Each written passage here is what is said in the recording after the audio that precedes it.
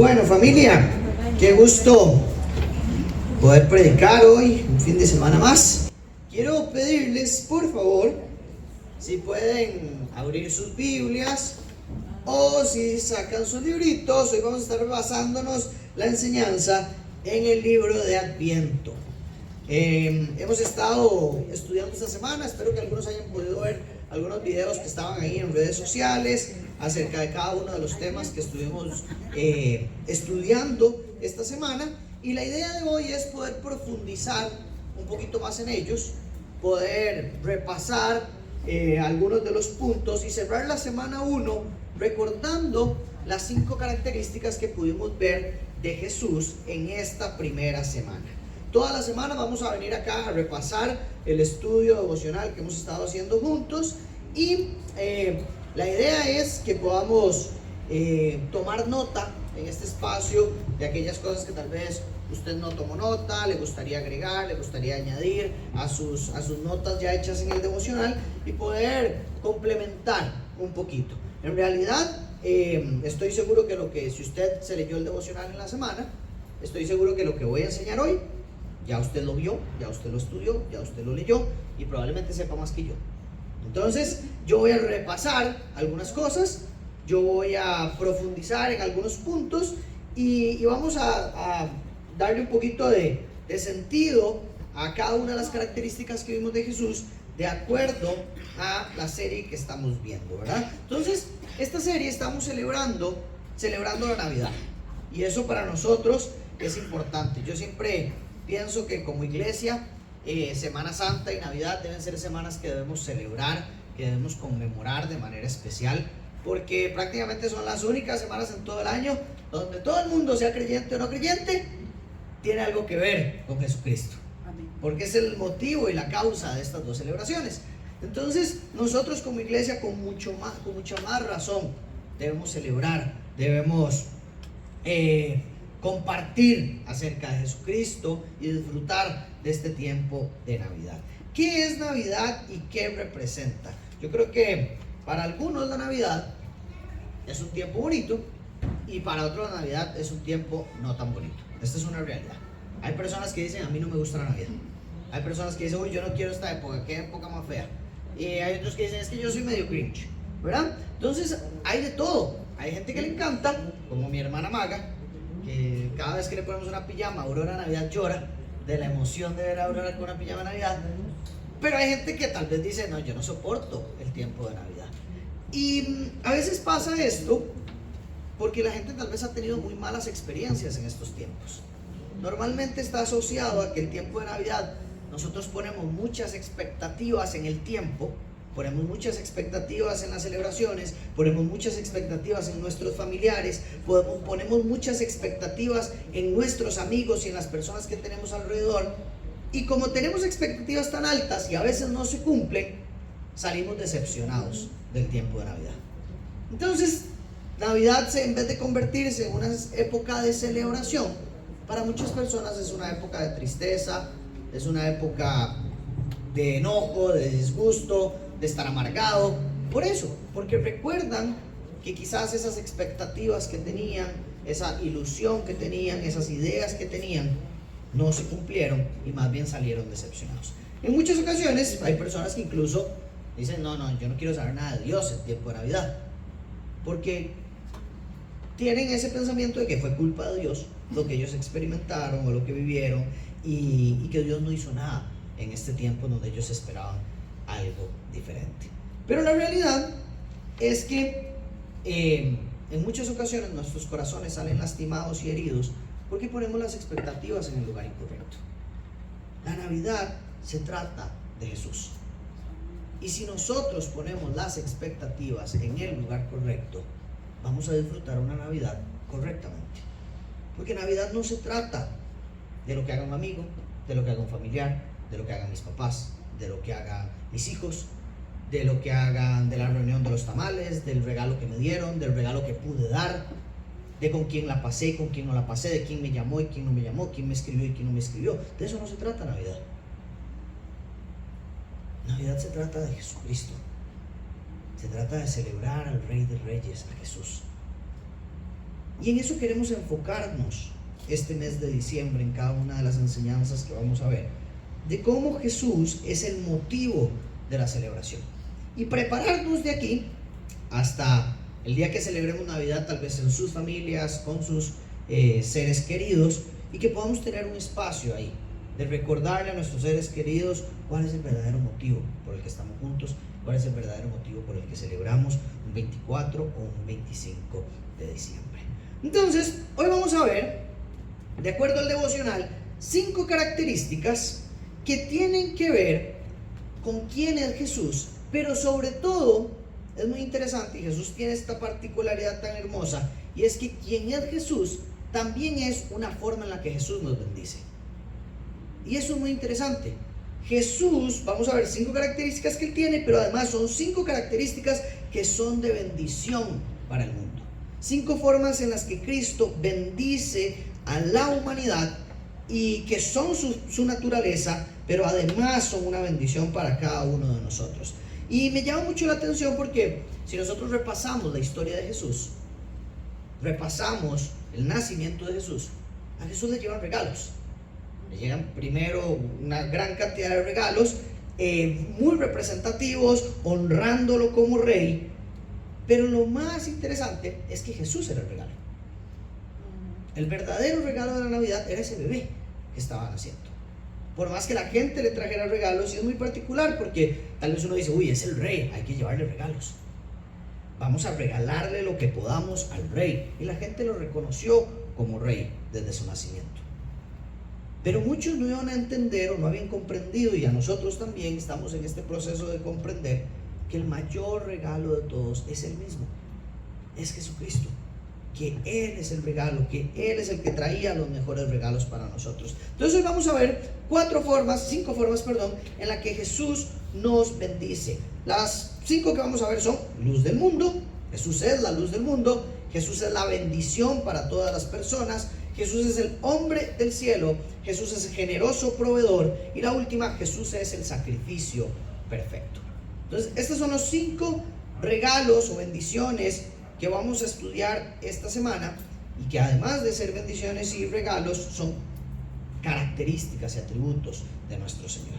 Entonces, lo primero que vamos a ver es que dice que Jesús es la luz del mundo. Y me encanta, y quiero que repasemos esto, ¿verdad? Vamos a ver los 5 elementos basados en que Jesús resplandece en medio de las tinieblas, de que Jesús es el hombre del cielo que es justo y que vino a redimir el hombre injusto de la tierra.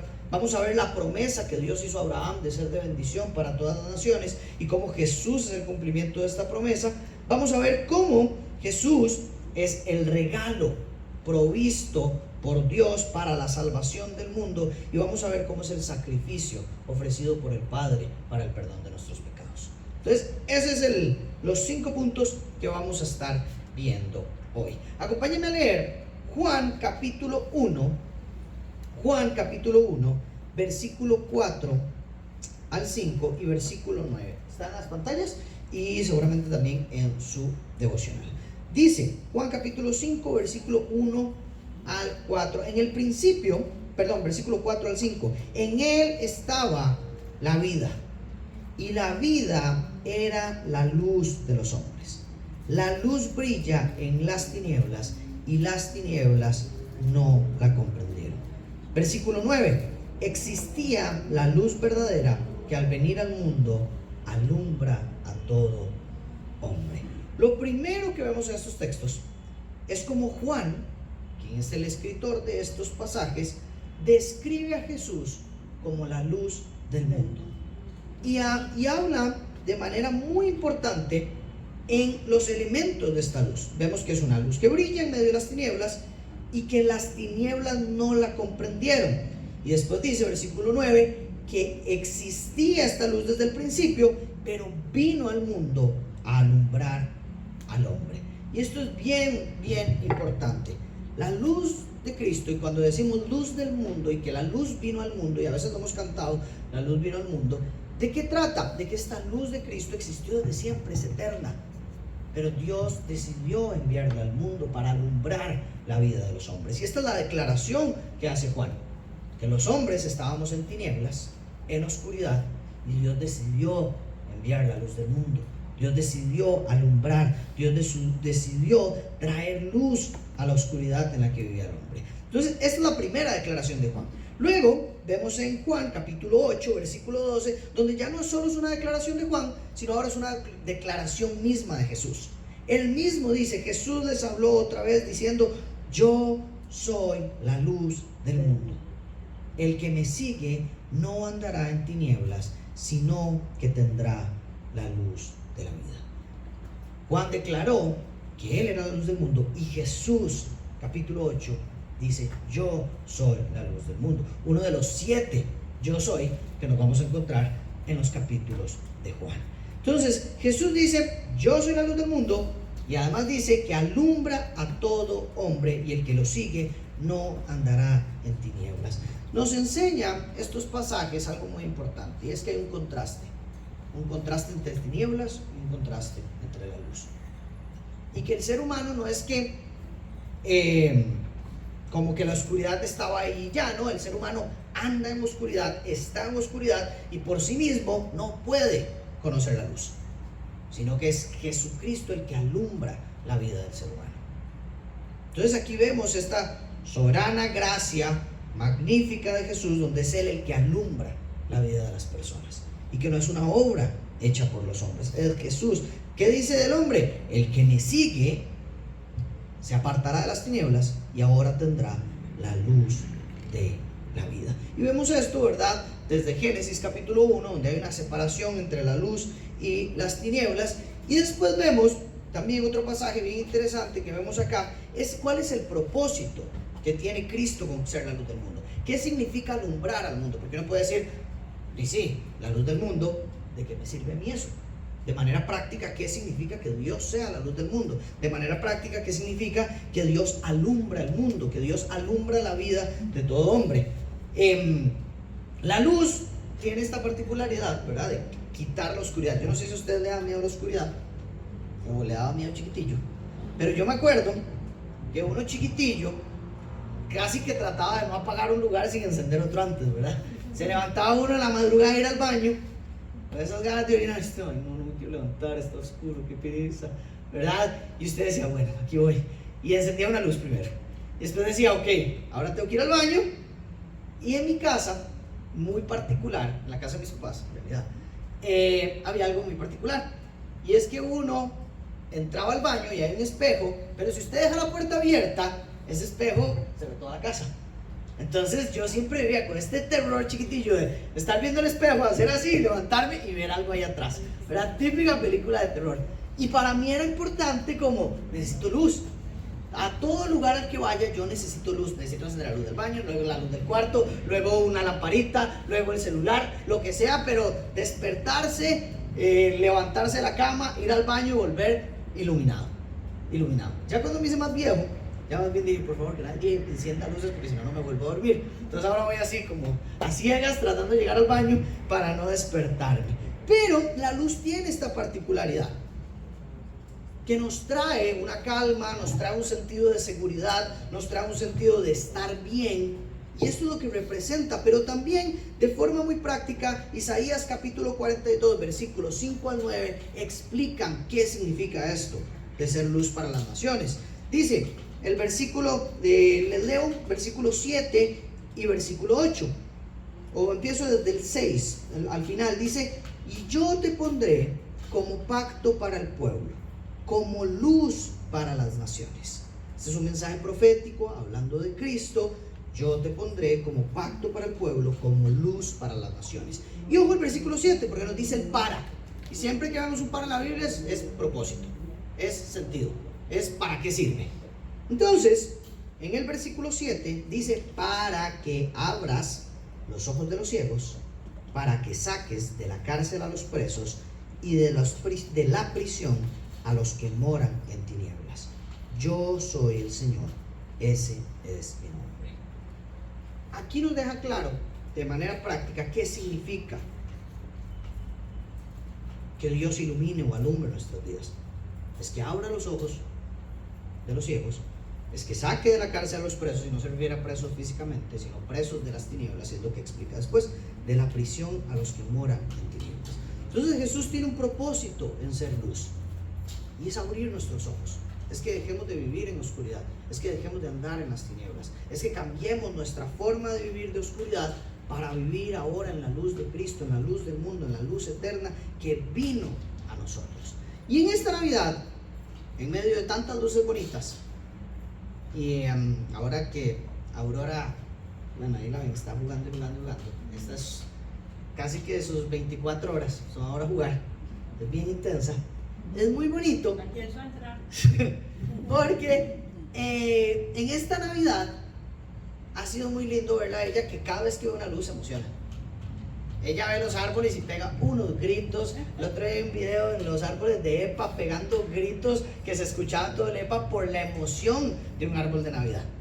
Y en nuestra casa, Caro y yo nunca hemos decorado, nunca habíamos puesto Navidad, porque tenemos un perro que decíamos va a despedazar todo, qué pereza gastar plata, entonces nunca decorábamos en la casa. Vimos a Aurora reaccionar así y dijimos tenemos que tener un árbol en la casa.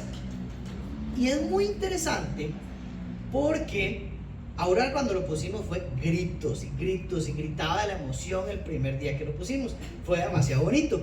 Pero también es muy bonito que ahora a veces cuando ella está llorando o quiere dormirse o está como frustrada por alguna razón, nosotros la acercamos al árbol y ella se calma, y es porque le encanta ver las luces. Y yo digo, qué bonito es que nosotros reconozcamos en esta Navidad que la luz importante no es la del árbol, sino la de Cristo, y que cuando yo me siento desanimado, que cuando yo estoy frustrado, que cuando yo estoy triste, yo vuelvo a ver la luz de Cristo y diga, aquí estoy en un lugar seguro. Y así como esa gordilla se ríe con el árbol, que yo pueda decir, estoy en paz con el Señor porque es mi luz, Él es mi luz y mi salvación. Y en medio del afán y el estrés de este diciembre, yo tengo que volver a ver la luz de Cristo.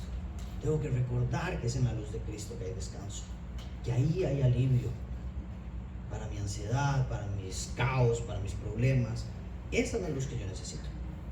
Y que todos tenemos momentos de oscuridad, momentos donde parece que esa oscuridad es mucho más fuerte que nosotros, que nos sentimos terrible, y en esa oscuridad tenemos que ir a la luz de Cristo y buscar al Señor. Entonces, este es el primer regalo que Jesús nos da. Él es la luz que alumbra nuestras vidas, Él es la luz que trae paz a nuestro corazón. La segunda bendición es muy bonita, creo que de las que vimos es mi favorita, junto con la última, pero esta me encanta, y es la de que el Señor es hombre del cielo. Y uno dice, qué raro esa descripción de Jesús, hombre del cielo, ¿qué significa? Y este es muy particular porque esta bendición de Dios viene por causa de una muy mala noticia. Y vamos a ver en Génesis capítulo 2, versículo 15 al 17, dice, el Señor Dios tomó al hombre, y lo puso en el huerto del Edén, para que lo cultivara y lo cuidara. Y el Señor Dios ordenó al hombre, de todo árbol del huerto podrás comer, pero del árbol del conocimiento del bien y del mal no comerás, porque el día que de él comas, ciertamente morirás. Nos topamos este primer texto en Génesis, apenas capítulo 2, al inicio de la Biblia, y vemos que Dios tiene un plan. Poner al ser humano, a la humanidad, al hombre en la tierra, darle un propósito, darle un sentido, ponerlo a cuidar la tierra, a cultivar la tierra, y le da una instrucción. Usted es libre de comer lo que quiera, pero no coma del árbol del conocimiento del bien y del mal, porque morirás. Entonces aquí vemos cómo el Señor pone un hombre en esta tierra que él había creado con un plan y con un propósito. Eso es lo primero que nos encontramos. Lo segundo que nos encontramos es capítulo 3, versículo 17 al versículo 19. Digamos que del 1 al 17 nos cuenta toda esta historia de la serpiente, Adán y Eva, y cómo se ven tentados por comer el fruto del árbol del conocimiento del bien y del mal. Ellos no resisten a la tentación, caen en la tentación, caen en pecado, y nos encontramos el versículo 17 donde el Señor habla con ellos y les dice: por cuanto has escuchado la voz de tu mujer y has comido del árbol del cual te ordené diciendo, no comerás de él. Y ojo aquí lo que viene, y esta es la muy mala noticia: maldita será la tierra por tu causa, con trabajo comerás de ella todos los días de tu vida. Espinos y cardos te producirá, y comerás de las plantas del campo. Con el sudor de tu rostro comerás el pan hasta que vuelvas a la tierra, porque de ella fuiste formado, pues polvo eres y al polvo volverás. Esta es la muy mala noticia. La muy mala noticia es que cae una maldición sobre nosotros y la tierra por causa del pecado. Y el plan de Dios original de una comunión perfecta en Génesis capítulo 2 la perdemos totalmente en Génesis capítulo 3.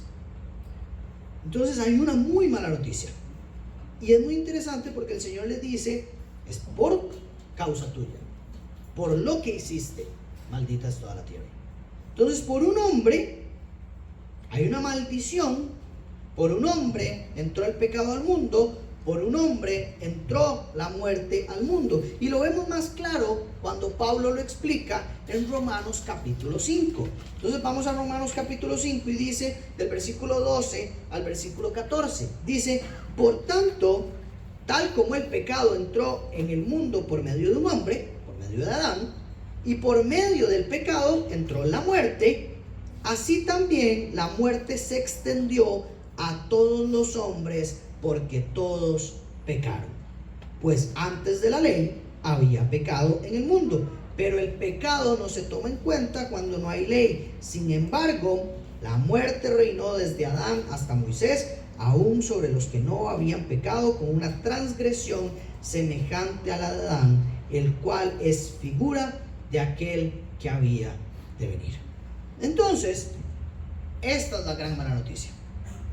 El pecado llegó a la humanidad. La muerte como consecuencia del pecado llegó a la humanidad. Y aunque la serpiente le dice a Adán: no es cierto, ustedes no morirán, y Adán come el fruto, y es cierto, no muere en ese momento, pero sí hay muerte a partir de ahí. Entra un estado de muerte donde todo se va dañando, donde todo se va corrompiendo, y a partir de ahí, entonces la muerte es parte de la vida del ser humano. Entonces vemos acá que esta es la primera parte de esto. Hay un hombre por el cual entra el pecado. Por un hombre entró el pecado, pero vemos después, y aquí es donde aparece esta gran característica del Señor Jesús: hombre del cielo, un nuevo hombre que viene desde el cielo para redimir la condición en la que nos había dejado este primer hombre de la tierra.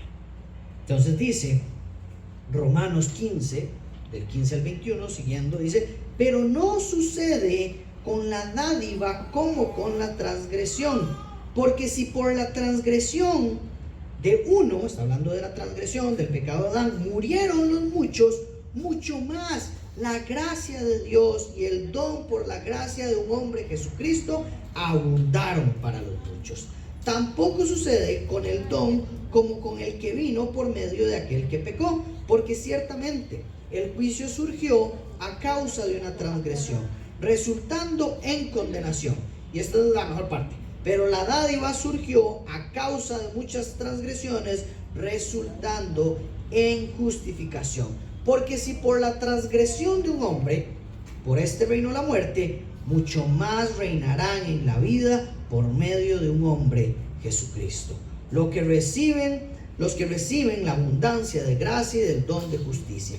Así pues, y aquí lo resume básicamente: tal como por una transgresión resultó la condenación de todos los hombres, así también por un acto de justicia resultó la justificación de vida para todos los hombres. Porque así como por la desobediencia de un hombre los muchos fueron constituidos pecadores, así también por la obediencia de uno los muchos serán constituidos justos. La ley se introdujo para que abundara la transgresión, pero donde el pecado abundó, sobreabundó la gracia, para que así como el pecado reinó en la muerte, así también la gracia reine por medio de la justicia para vida eterna mediante Jesucristo nuestro Señor. Esto es chivísima y a mí me fascina. Como el Señor dice: por un hombre entró el pecado, pero por un hombre que yo he provisto entró la salvación. Por medio de uno, todos somos considerados pecadores y tenemos como consecuencia la muerte, pero por medio de Jesucristo, de su obediencia y de su perfección, recibimos gracia y somos justificados por Él. Como el Señor, qué interesante, como el Señor cuenta la obra de Jesús para perdonarnos a todos nosotros. Como el Señor cuenta lo que hizo Jesús para justificarnos a todos nosotros. Y eso es maravilloso, porque la realidad es que a cada uno le toca pagar. Y Dios está diciendo: yo cuento la obediencia y la justicia de Jesucristo para gracia para todos los demás. Entonces, donde abundaba el pecado, ahora sobreabunda el regalo de la gracia de Jesucristo. Entonces, un hombre nos trae la muy mala noticia, y un hombre, Jesucristo, nos trae la gran noticia de que ahora tenemos justificación, no tenemos condenación por este hombre que vino del cielo para redimir a la humanidad. Y ese es el segundo regalo que hay que celebrar en esta Navidad. Y es que la obra de Jesucristo nos permite a nosotros estar en paz con Dios, porque éramos enemigos de Dios, porque vivíamos en pecado y éramos esclavos del pecado, y la consecuencia de eso es la muerte eterna y la separación de Dios eterna. Y esa es la consecuencia del ser humano sin Cristo. Pero aparece un hombre que fue obediente hasta muerte, y muerte de cruz, para que nosotros entonces seamos justificados de nuestro pecado. En Navidad el mayor regalo que nosotros tenemos es esa justificación, es ese perdón recibido por medio de este hombre Jesucristo. Y es muy interesante porque tenía que ser 100% hombre, porque era un hombre que tenía que justificarnos, que pudiera luchar y vencer el pecado, que pudiera enfrentarse a cualquier tentación como nosotros, pero superarla y no caer en ella, para que haya una justicia en él que ningún otro hombre había podido cumplir. La tercera bendición o el tercer regalo que podamos recordar esta Navidad, bueno, quiero leer un pasaje más, y es 1 Corintios 15, 20 al 22, que lo deja muy claro también Pablo, y es muy bonito, y dice: pero ahora Cristo ha resucitado de entre los muertos, primicias de los que durmieron, porque ya que la muerte entró por un hombre, también por un hombre vino la resurrección de los muertos. Y ojo esto que dice: porque así como en Adán todos mueren, también en Cristo todos serán vivificados. Qué hermoso pasaje, que ahora en Cristo todos somos vivificados, todos tenemos vida. Entonces, si hoy podemos celebrar algo en Navidad, es que tenemos vida por lo que Cristo ha hecho. Y eso no se nos olvide.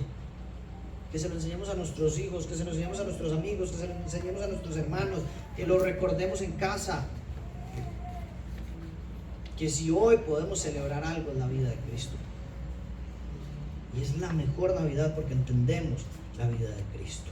La tercera bendición es que dice que el Señor Jesús es bendición para todas las naciones. Bendición para todas las naciones. Y esto lo hemos visto en otros momentos acá en la iglesia. Y arranca desde Génesis también.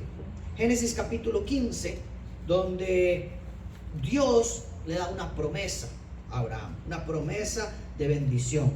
Después de la caída del ser humano, por Adán, lo que venimos viendo, Dios dice: no, salados, no dice eso, sino que Dios decide bendecir a la humanidad por medio de un hombre, por medio de una familia y por medio de una nación.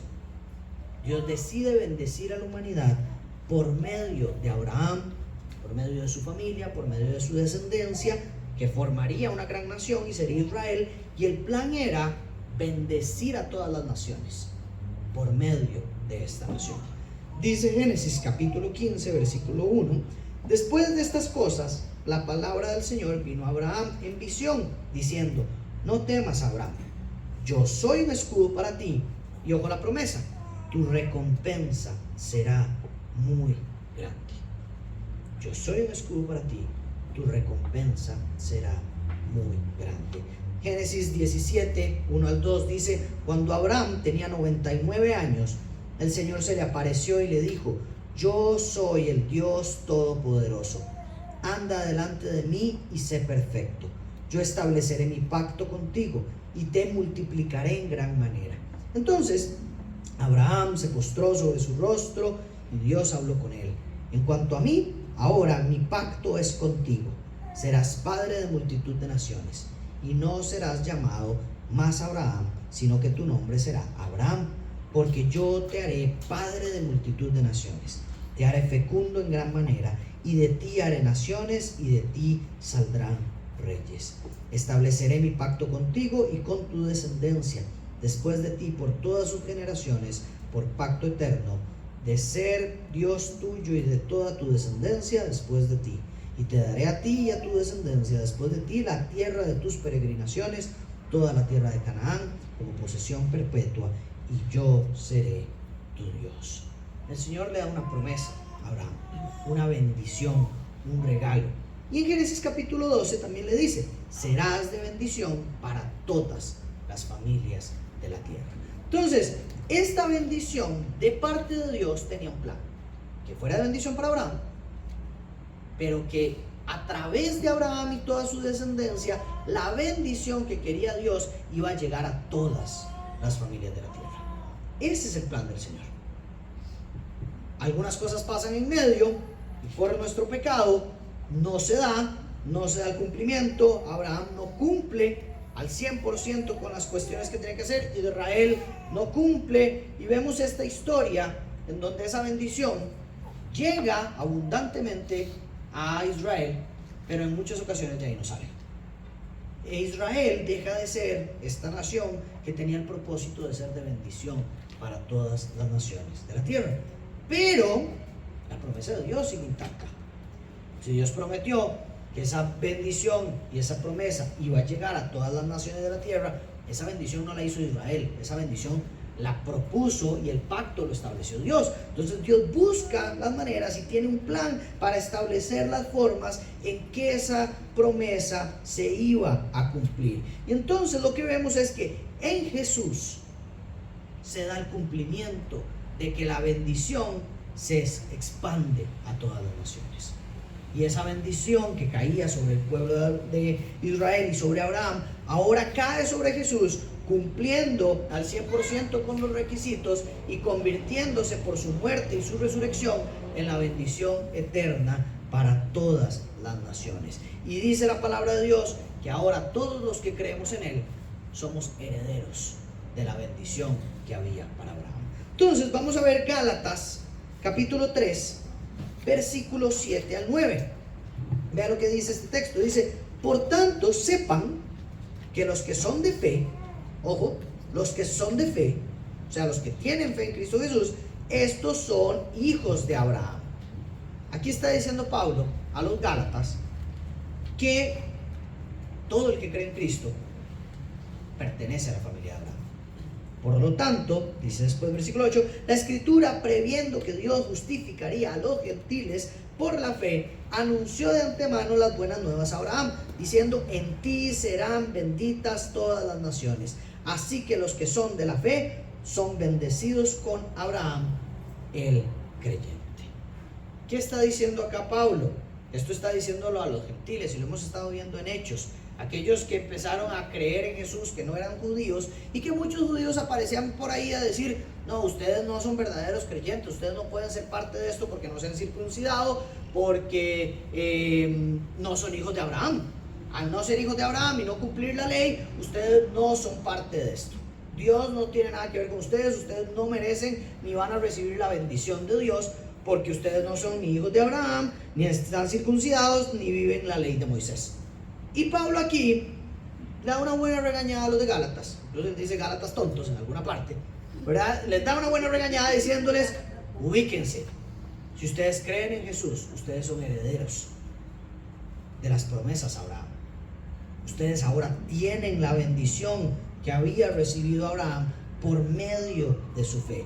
Y lo vemos finalmente muy clarito en el 27, capítulo 3, 27 al 29, que dice: porque todos, ojo, todos los que fueron bautizados en Cristo, de Cristo se han revestido.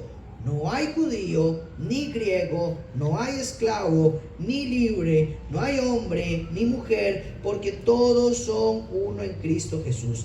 Y si ustedes son de Cristo, entonces son descendencia de Abraham, herederos según la promesa.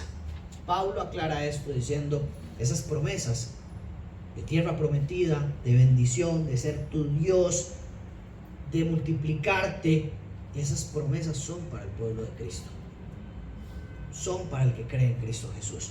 Ahora estamos vestidos de Cristo Jesús, y al estar vestidos de Cristo Jesús heredamos las promesas de Dios para el pueblo.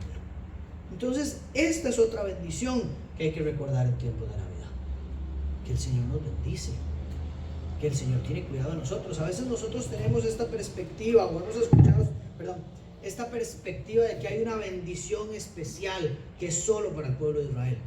No, el Señor bendice ahora a todos sus hijos, porque ese plan ya no es con Israel, es con los que creen en Jesucristo. Y de hecho Jesús les dice a los fariseos que decían, nosotros de qué necesitamos ser libres si somos hijos de Abraham, nosotros no somos esclavos de nada. Y Jesús les dice, no, ustedes no son hijos de Abraham, porque los que creen en mí son hijos de Abraham, ustedes son hijos del diablo y me quieren matar. Entonces Jesús deja claro que hijo de Abraham, o el que recibe las bendiciones de Abraham, el heredero de Abraham, no es el que viene de la sangre de Abraham, sino el que cree en Jesucristo como Señor y Salvador. Y no es aquí para que usted diga, ay, ahora yo soy familia de Abraham. No, ese no es el sentido, ¿verdad? El sentido de esto es entender que la bendición que Dios había prometido en su pacto a Abraham, ahora lo heredamos todos los que creemos en Cristo Jesús. Ese es el fundamento. Entonces recordamos hoy que Dios nos bendice, que Dios nos cuida, que Dios nos lleva por buen camino, que Él dirige nuestros pasos, que Él es nuestro Dios. Y a veces uno dice esto como, ay, Él es nuestro Dios, y lo piensa como tal vez con más temor, y es muy bueno pensarlo con temor, pero con más temor que con gozo. Ellos aquí están diciendo, Dios le está diciendo, yo seré tu Dios. Eso era como ponerse una medalla y decir, el Dios Todopoderoso es mi Dios. Él es mi Dios, Él es mi Señor. Eso es una medalla, eso es el mayor galardón que podamos tener. Que Dios, el creador de todo el universo, es mi Dios. En Él está mi fe, en Él está mi esperanza. Ese es mi mayor galardón. Y ahora nosotros podemos decir esto, no solo un pueblo pequeño, sino todos los creyentes en cualquier parte del mundo tenemos esta bendición. Entonces ahí vemos el cumplimiento de que la bendición en Cristo llegó a todas las naciones, y no se quedó en una sola nación, sino llegó a todas las naciones hasta los confines de la tierra por la obra de Jesucristo. La cuarta característica que queremos recordar esta semana es la de generoso proveedor. Cómo el Señor provee generosamente para los suyos de acuerdo a su voluntad. Y aquí es recordar cómo Jesús mismo es la provisión, cómo Dios proveyó a Jesús como el elemento fundamental de nuestra salvación, que no fue algo que nosotros pusimos, que no fue que Dios le dijo a usted, Esteban, vea, la cosa está así, si usted quiere salvarse, vaya y me trae un par de cositas y es por eso se va a salvar. No, sino que el Señor dijo, yo pongo lo que es necesario para que ustedes se salven, y Él proveyó. Y esto lo vemos desde Génesis capítulo 22. Entonces vamos a Génesis capítulo 22, versículo 1 y 2. Y este evento, bueno, voy a leerlo y ya lo explico un poco más. Dice, aconteció que después de estas cosas, Dios probó a Abraham y le dijo, Abraham, y él respondió, aquí estoy.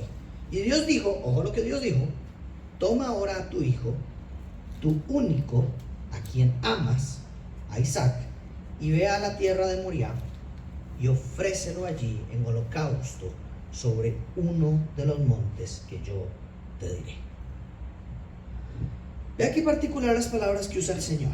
El Señor dice, toma a tu hijo, no es cualquier hijo. Abraham tenía 99 años cuando Sara lo embarazada. Entonces, no es cualquier hijo, no es como que tienes 60 hijos y que dice, bueno, un hijo para darle al Señor, voy a escoger el que más jode. No, ¿verdad? O voy a escoger el que ya tiene la vida perfecta, así todos los demás pueden seguir. No, eso no es lo que está pasando. el Señor le dice, toma ahora a tu hijo, y ve las características que dice, tu único hijo, y además dice, a quien amas. Es único y era amado por Abraham. Y le dice, ofrécelo en holocausto sobre uno de los montes que yo te diré. Yo siempre he leído este pasaje, pero nunca lo había leído siendo papá.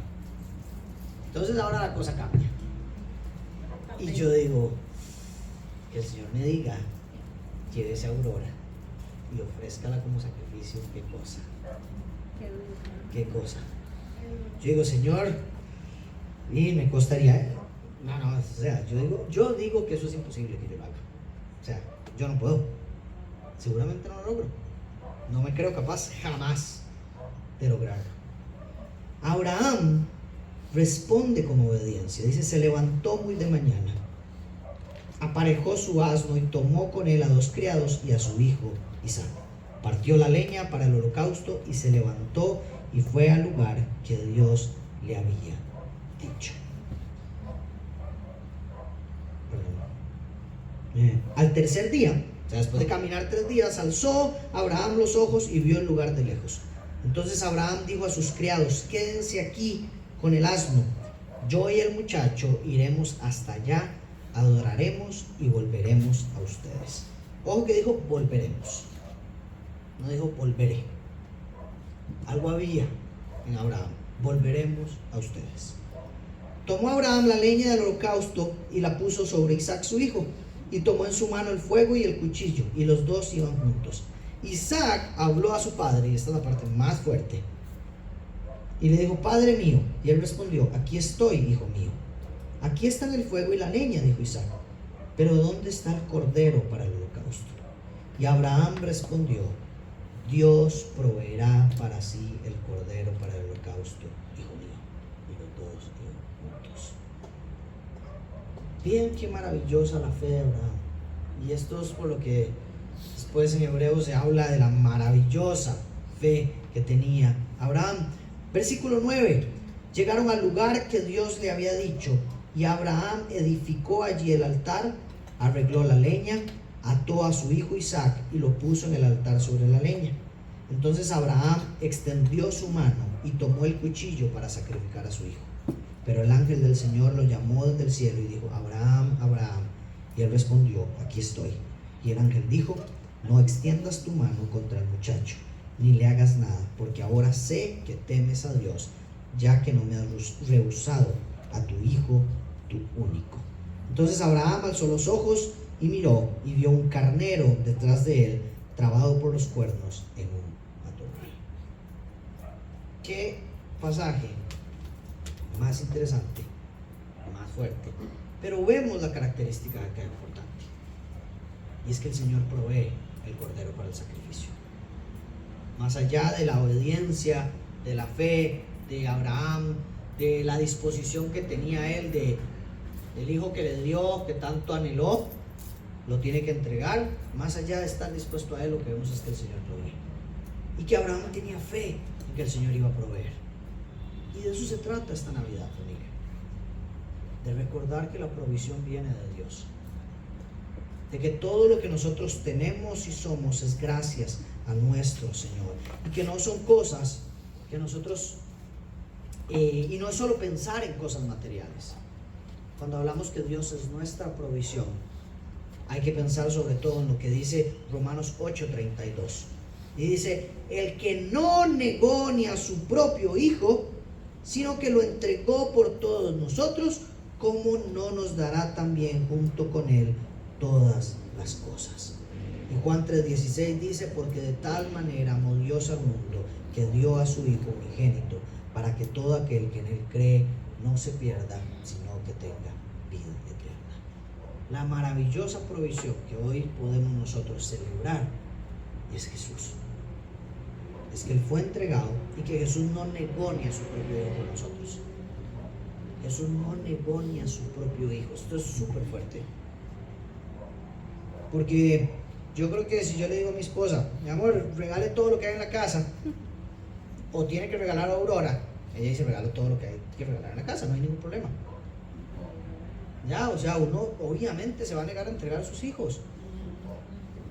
¿Cómo se pone una mamá o un papá cuando le hacen algo de su chiquito? En el colegio, en la escuela, en la iglesia, en el barrio. Claro, porque amamos eso. Y aquí está diciendo que Dios ni siquiera, por el amor que nos tiene a nosotros y por su plan de redención para nosotros, y porque quiere bendecirnos a nosotros, no negó ni a su hijo. Lo más preciado que Dios tiene no lo negó para ustedes. Lo más valioso que Dios tiene no lo ha negado para nosotros. Él lo proveyó, lo dio, lo entregó, lo regaló para cada uno de nosotros. Entonces esta Navidad, recordemos que si usted no recibe un regalo, o si usted recibe muchos regalos, o si usted le toca dar muchos regalos, por favor recuerde que nunca ningún regalo se compara con Cristo. Que nunca ningún regalo se compara con su gracia. Que nunca ningún regalo material, ni una casa, ni un carro, ni una familia, ni un hijo, ni un esposo, ni un sueño, ni un trabajo, nada se compara con el regalo de Jesucristo. Entonces para nosotros como creyentes este es un tiempo de decir, yo necesito volver los ojos a Cristo y poner a Cristo en alto una vez más. Porque no puede tener un mejor lugar mi casa que Cristo. No puede tener un mejor lugar mis hijos que Cristo. No puede tener un mejor lugar el afán de diciembre que Cristo. No puede tener un mejor lugar la cena del 25 que Cristo. No puede tener un mejor lugar los eventos, las actividades, los regalos que Jesucristo. Tengo que poner a Cristo en el lugar que corresponde. Recordar que es el maravilloso regalo que Dios ha provisto, que es un regalo perfecto, que es un regalo para la eternidad, que es un regalo que bendice a todas las personas de esta tierra. Ese es el sentido de Navidad.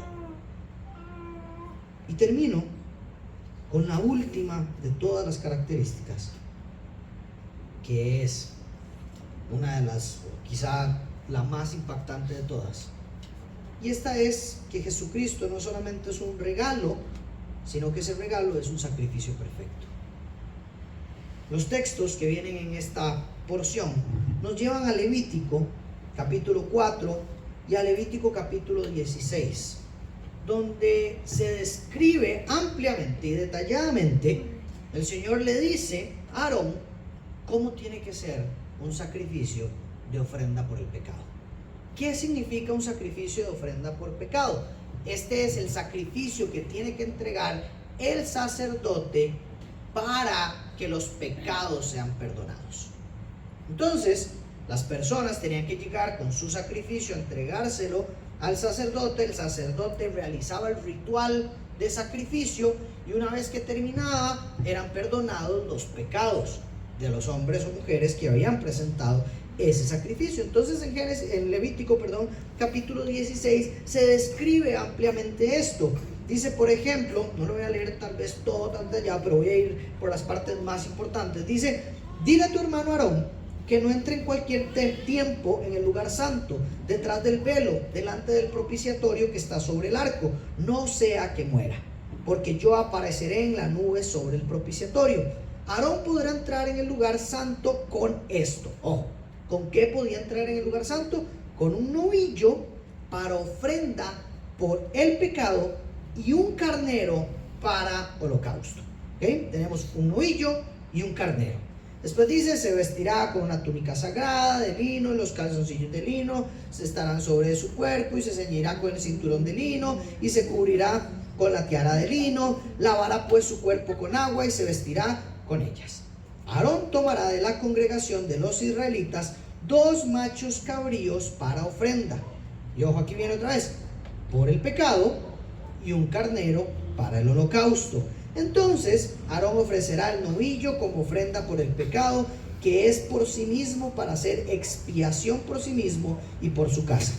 Y tomará los 2 machos cabríos y los presentará delante del Señor a la entrada de la tienda de reunión. Aarón echará suertes sobre los 2 machos cabríos, una suerte por el Señor y otra suerte para el macho cabrío expiatorio. Entonces aquí nos dice, el novillo es para los pecados del sacerdote, de Aarón. Y después va a agarrar 2 machos cabríos y uno va a ser por el Señor y otro va a ser el macho cabrío expiatorio.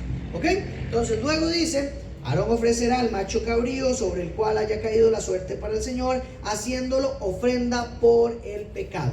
Pero el macho cabrío sobre el cual cayó la suerte para el macho cabrío expiatorio será presentado vivo delante del Señor para hacer expiación sobre él, para enviarlo al desierto como macho cabrío expiatorio. Entonces Aarón ofrecerá el novillo de la ofrenda por el pecado, que es por sí mismo, y hará expiación por sí mismo y por su casa, y degollará el novillo de la ofrenda por el pecado hecha por sí mismo. Entonces ahí describe, ¿verdad? Tomará un incienso lleno de brasas de fuego de sobre el altar que está delante del Señor, 2 puñados de incienso aromático molido, lo llevará detrás del velo, pondrá el incienso sobre el fuego delante del Señor, para que la nube del incienso cubra el propiciatorio que está sobre el arca del testimonio, no sea que Aarón muera. Tomará además de la sangre del novillo y la rociará con su dedo en el lado oriental del propiciatorio. También delante del propiciatorio rociará de la sangre 7 veces con su dedo. Después degollará el macho cabrío de la ofrenda por el pecado, que es por el pueblo, y llevará su sangre detrás del velo, y hará con ella como hizo con la sangre del novillo, y la rociará sobre el propiciatorio y delante del propiciatorio. Hará pues expiación por el lugar santo a causa de las impurezas de los israelitas y a causa de sus transgresiones, por todos sus pecados. Así hará también con la tienda de reunión que permanece con ellos en medio de sus impurezas. Cuando Aarón entre a hacer expiación en el lugar santo, nadie estará en la tienda de reunión hasta que él salga, para que haga expiación por sí mismo, por su casa y por toda la asamblea de Israel. Entonces saldrá al altar que está delante del Señor y hará expiación por él, y tomará de la sangre del novillo y de la sangre del macho cabrío y la pondrá en los cuernos del altar por todos los lados, y con su dedo rociará sobre él de la sangre 7 veces y lo limpiará y lo santificará de las impurezas de los israelitas. Cuando acabe de hacer expiación por el lugar santo, la tienda de reunión y el altar, presentará al macho cabrío vivo. Después Aarón pondrá ambas manos sobre la cabeza del macho cabrío y confesará sobre él todas las iniquidades de los israelitas y todas sus transgresiones, todos sus pecados, y poniéndolo sobre la cabeza del macho cabrío, lo enviará al desierto por medio de un hombre preparado para esto. El macho cabrío llevará sobre sí todas las iniquidades de ellos a una tierra solitaria, y el hombre soltará al macho cabrío en el desierto. Esta es la descripción amplia de todo lo que había que hacer, o lo que a Aarón le tocaba hacer para el perdón de los pecados del pueblo. Y es muy interesante que hay 2 machos cabríos, uno por el pecado del pueblo y otro que carga con las iniquidades del pueblo. Uno que lo matan y el otro que lo mandan vivo al desierto, cargando, llevándose todas las iniquidades del pueblo. Una representación de sacar, ¿verdad?, todas las maldades, iniquidades y pecados del pueblo. En Levítico capítulo 4 también describe claramente que en este sacrificio había que derramar toda la sangre del macho cabrío, ¿verdad? Y eso es importante también. Y luego, entonces nos encontramos esto en el Antiguo Testamento, el sacrificio que había que hacer por el pecado. Y luego nos topamos en Juan capítulo 1, versículo 29, un pasaje impresionante que dice que Juan el Bautista vio a Jesús, vio que venía hacia él y dijo: ahí está el Cordero de Dios que quita el pecado del mundo. ¿Qué está pasando acá? Juan pudo haber dicho: ahí está el Rey de Reyes. Juan pudo haber dicho: ahí está el Hijo de Dios. Juan pudo haber dicho: ahí está la luz del mundo. Cualquier cosa pudo haber dicho Juan el Bautista como característica de Dios. Pero aquí da una que es fundamental en la obra de Cristo. Y es que Jesús es el Cordero de Dios que quita el pecado del mundo. Entonces, aquí, ¿qué está diciendo Juan? Que ese Cordero que ellos conocen de Levítico, a que sacaron toda la sangre, ese cordero que iba a ser el sacrificio por el perdón de los pecados, es Jesucristo. Que Jesucristo es ese sacrificio perfecto. Que Jesucristo por eso derrama toda su sangre en la cruz. Porque es un sacrificio lo que está siendo entregado. Es la misma representación, no es ni representación, es lo mismo que pasa con el cordero en Levítico, lo que pasa con Jesucristo en la cruz. Tiene que cumplirse el sacrificio como lo establece Dios, para que sea un sacrificio válido y agradable a Dios. Un cordero sin mancha, un cordero perfecto. Y ese era Jesucristo. Un cordero sin mancha, un cordero perfecto. Y más allá de la muerte de Jesucristo como cordero que quita el pecado del mundo, el sacrificio de Jesús es tan perfecto que es una vez y para siempre. Y eso es lo que nos dice Hebreos capítulo 10, del versículo 1 al 10. Dice: pues ya que la ley solo tiene la sombra de los bienes futuros y no la forma misma de las cosas, y ojo esta parte, nunca puede, por los mismos sacrificios que ellos ofrecen continuamente año tras año, hacer perfectos a los que se acercan. ¿Qué está diciendo aquí el autor de Hebreos? Que año tras año hacen sacrificios, que año tras año hacen estos rituales que están hablando en Levítico, y ninguno de ellos los hace perfectos, que esos sacrificios no los hacen perfectos. Y después dice: porque es imposible que la sangre de toros y de machos cabríos quite los pecados, por lo cual al entrar Cristo en el mundo, dice: sacrificio y ofrenda no has querido, pero un cuerpo has preparado para mí. En holocaustos y sacrificios por el pecado no te has complacido. Entonces dije: aquí estoy, yo he venido para hacer, oh Dios, tu voluntad. Habiendo dicho anteriormente: sacrificios y ofrendas y holocaustos y sacrificios por el pecado no has querido, ni en ellos tú te has complacido, los cuales se ofrecen según la ley. Entonces dijo: he aquí, yo he venido para hacer tu voluntad. Él quita lo primero para establecer lo segundo. Por esa voluntad hemos sido santificados mediante la ofrenda de cuerpo de Jesucristo ofrecida una vez y para siempre. Aquí lo que está explicando es: la sangre de toros no quita el pecado a nadie. Ustedes hacen todos estos sacrificios y nadie se perfecciona. Entiendan que Jesús dijo que Dios ya no quería estos sacrificios, sino que Él ha venido a hacer este sacrificio, que ahora Él ha venido a sacrificarse una vez y para siempre, y que el sacrificio de Jesucristo sí perfecciona al ser humano, que sí lo hace perfecto delante de Dios, que sí lo justifica completamente delante de Dios, y que no necesita andar haciendo sacrificios, porque este es suficiente. Segunda de Corintios capítulo 5, 21 dice: al que no conoció pecado, lo hizo pecado por nosotros, para que fuéramos hechos justicia de Dios. Con esto termino, recordando que el mayor regalo de Navidad, en serio, no hay otro como Jesús. Porque vean todo lo que había que hacer para limpiarse del pecado, y aún así no éramos perfeccionados. Vean todo lo que implicaba la maldad, nuestras iniquidades, nuestro pecado, todo lo que significa. Significa que cada vez que pecamos había que ir a matar a un animalito.